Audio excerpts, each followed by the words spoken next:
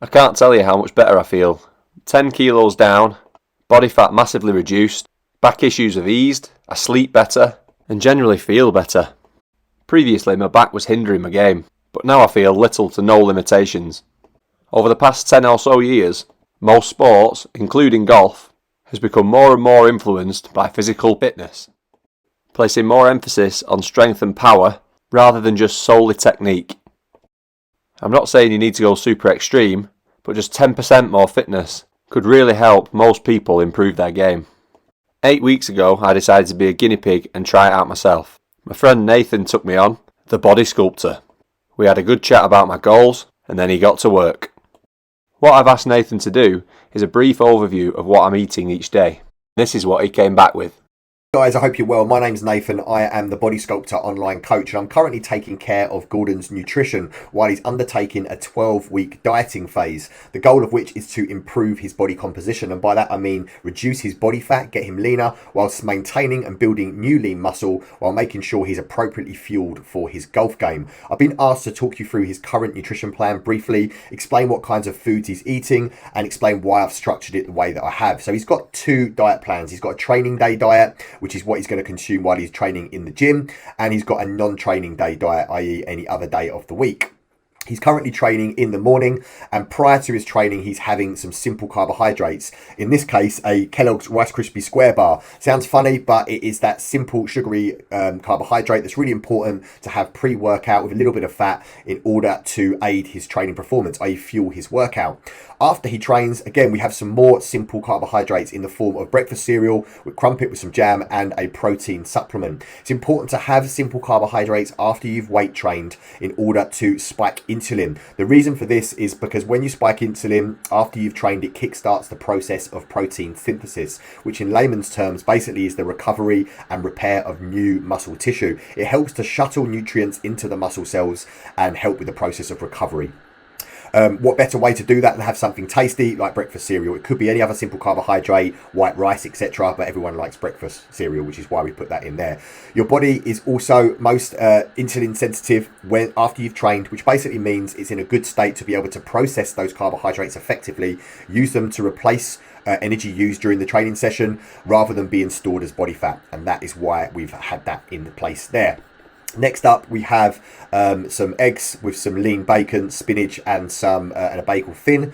Again, just a simple meal here. We try and make sure there's a lean protein source within every meal. It's important that you kind of split your protein intake throughout the day so that it's absorbed effectively. And then we've just got some healthy fats, some vegetables, and some carbohydrates there as well. Again, that's going to help with the process of protein synthesis, which will still be happening a couple of hours after he's finished training. Next up, we have a snack, which is just a simple porridge oats meal, again with a protein supplement. So we mix in the whey protein with some oats, along with some healthy fats there in the form of dark chocolate or almond butter. Again, just a nice, simple, whole food meal there. Carbohydrates, protein source, and healthy fats. Next up, we have lunchtime. Again, lean protein source in the form of the chicken or some other options here. We've got a simple complex carbohydrate source here. In this case, it's a wrap, but we've also given him the choice of having potato, sweet potato, boiled in the bag rice, some pasta, or some more bagel thins. So again, nice simple carbohydrate source there. Again, some vegetables, and then a Greek yogurt, which again is good for protein, and some berries for some basic micronutrients. Then in the evening we have dinner time. Again, protein source in the case here, lean beef, or I've given some other choices. Some vegetables again for important micronutrients, carbohydrate source again, and then in the evening for kind of like a dessert, if you like, he's got those porridge oats with some dark chocolate. So again, just nice and simple, quick to make, healthy whole foods with a balanced kind of percentage of protein, carbohydrates, and fats.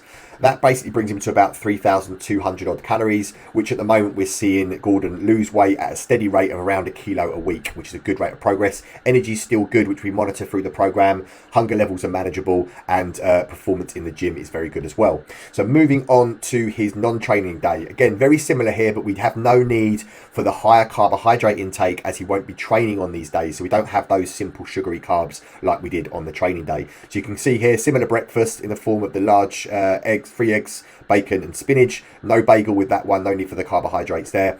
If you're not training, it's good practice if you're on a bit of a fat loss journey to have a protein and fat based breakfast. It keeps blood sugar levels nice and stable, energy levels stable, and it's good for satiety. If you have quite a high carb breakfast, you'll find that you'll be very hungry soon afterwards. It's not very good to keep you satiated.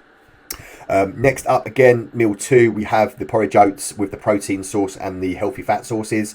Lunchtime, again, very similar here. Lean protein source, vegetables, carbohydrate source, and some fats in the form of some cashew nuts. The snack here, again, the Greek yogurt, some granola there, honey and banana. This is what he potentially will have prior to training golf. Again, for the same reasons there, protein source and some carbohydrates to keep him fueled through the round. And then in the evening there, just some different variety of lean protein. So we've got some fattier fish in the form of the salmon, some lean beef burgers. Again, dieting doesn't have to be boring. You can see here I've factored in a burger with a bun with some cheese slices. So as long as the majority of your nutrition is made up of whole foods, unprocessed foods, there's a little bit of room there for some stuff that isn't typically diet food. I find with my clients that this makes the plan more adherable, and in a game of consistency, adherence is key. So if you're just eating chicken and broccoli multiple times a day on typical diet foods which are boring, you'll find that isn't very sustainable. It's a short-term thing. It's going to potentially be short-lived, and so are your results in regards to your fat loss progress. So it's good to try and have a little bit of something that's not typically diet food, i.e. the cereal and stuff on the training day, and things like burgers, occasionally on the non-training day. It makes the diet fun, it makes it enjoyable, and you're more likely to stick to it for an extended period of time, which means your results are going to be better. Okay, so simple here, as I said, burgers. He does have some other options here, less processed whole food options for when he wants to choose that. And then, as I said, some yogurt, raspberries and honey for dessert if you like afterwards. So that's a basic summary of his current nutrition plan. What we'll do is we'll keep this the same until his progress stalls, and then either we'll increase his energy expenditure during the day, i.e. in the form of cardio or steps, in order to make sure he stays in that calorie deficit, which is essential for fat loss, or we'll reduce some calories. And that is basically how we will move forward with the process in getting him leaner. Hope that helps. Any questions, please ask on the video and I'll be happy to get back to you. As you can see, there's a bit of science that goes behind it, but the way that it's structured makes it really easy to stick to, and the variety of food keeps it from getting boring. If you need any advice on this sort of stuff, seek it from somebody with proven results. This is what I did with Nathan, and I'm really glad I did. So in conclusion, if you want to improve your golf game, one of the avenues is definitely nutrition. As Nathan said, he's there to answer any questions. He is on Facebook and Instagram. His socials will be posted in the description. If you like this content, please give it a like, subscribe to the channel, and hit the bell so you know when we're releasing new videos. This content will be shared in between our course vlogs on Thursdays. See you again soon. Have a great day.